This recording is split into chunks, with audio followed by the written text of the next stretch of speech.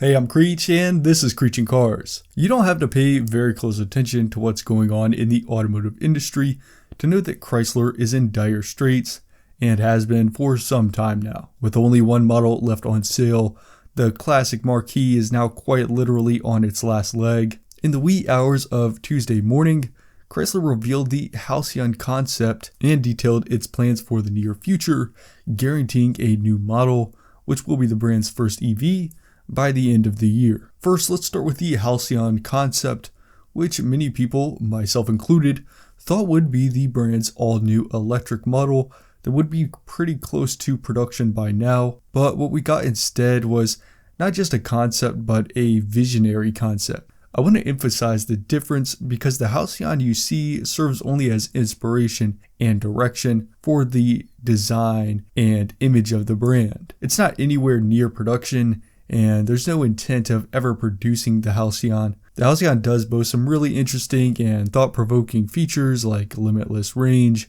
but there are also a few useless features that Chrysler tries to flex, like the ability of an augmented reality system that can identify star constellations while you're riding in the car. The overall design is that of a high-end GT, and it sort of reminds me of the Audi e-tron GT. It's super sleek and clean with a thin light bar stretching the length of the front fascia. The side profile is dominated by a deeply indented bodyline. There are large wheels with a nice sporty design that bulge into large rounded fender flares, especially in the front. The back mirrors the front end design with the light bar, and there's a large indent that sort of creates a lip spoiler. There is some active aero going on here that can help extend range or emphasize performance. We can also see a new simplified Chrysler wing logo on the front and back. The door situation is pretty interesting. The Halcyon is a sedan, and all of the doors open in a swan motion, similarly to the Aston Martin Rapide, but the roof opens as well.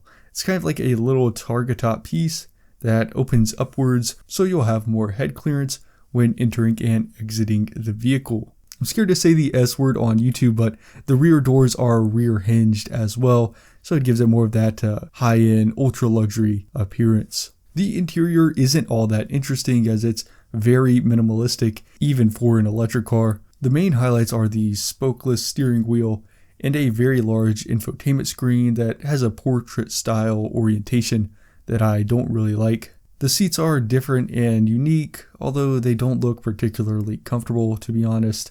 There is a focus on sustainability with this concept, as is the case industry-wide. Chrysler says about 95% of the interior materials are sustainable or renewable in some way. The Halcyon does have a lot of really cool features, but most of them seem to be visions for the future, as like I said, this is sort of a visionary concept. These are things like an unlimited range, made possible by wireless chargers built into the streets, and level 4 autonomous driving. Also, the rear seats can fold into the trunk space, allowing the front passengers more space to lounge.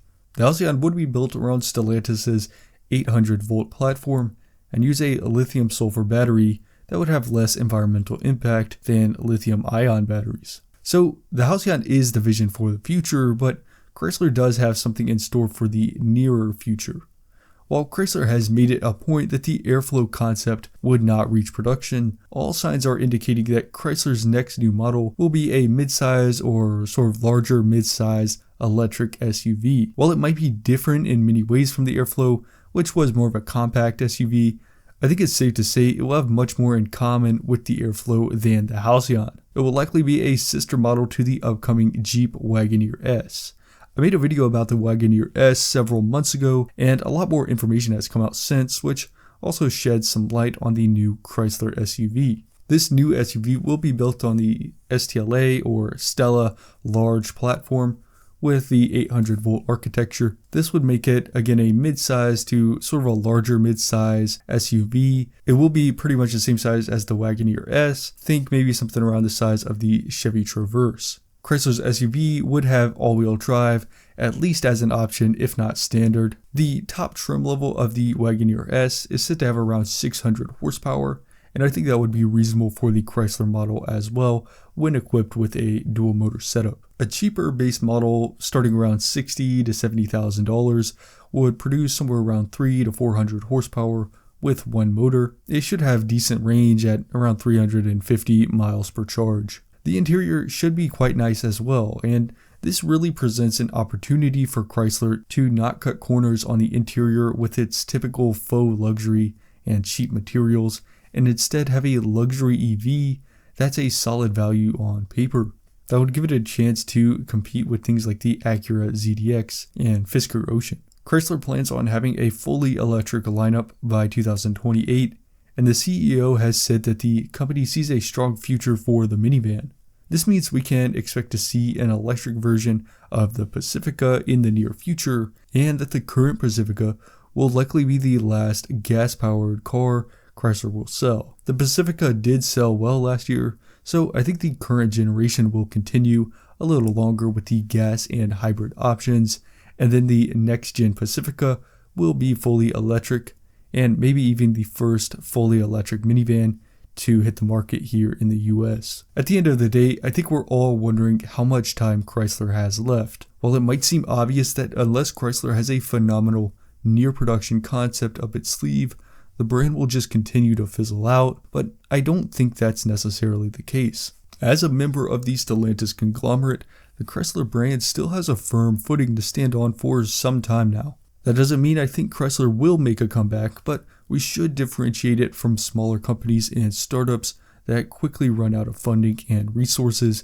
if they can't get to production fast. Chrysler does have some time, but it seems like it's still really far behind the curve. One path to recovery might be to leverage growing luxury EV markets in China, India, and other parts of Southeast Asia, where Chrysler can craft a reputation for building high-quality, luxurious EVs that can become exotic status symbols. One benefit of electrification here in America is that Chrysler can try to wipe its reputation clean and rebuild consumer trust. The road will be arduous no matter what Chrysler decides to do, as a lot of this just feels too little too late, but don't forget about the mainstream backing and resources that Chrysler can still rely on. One more advantage Chrysler has over startup brands is the extensive dealership network. While a lot of startups opt for the direct-to-consumer method, I think the Stellantis dealer network allows Chrysler to get more people behind the wheel of any new models that come along and just get people to experience the new models and just the new Chrysler brand as a whole in person. If the design and quality are there, Chrysler does have a chance at mounting a comeback. So there's a look at the Halcyon Concept and some other stuff that's going on with Chrysler as it looks towards the future. Let me know your thoughts about the brand in the comments below. If you enjoyed this video, please give it a like, as that helps me out a lot, and subscribe so you don't miss future uploads. Thanks for watching, and I'll see you next time.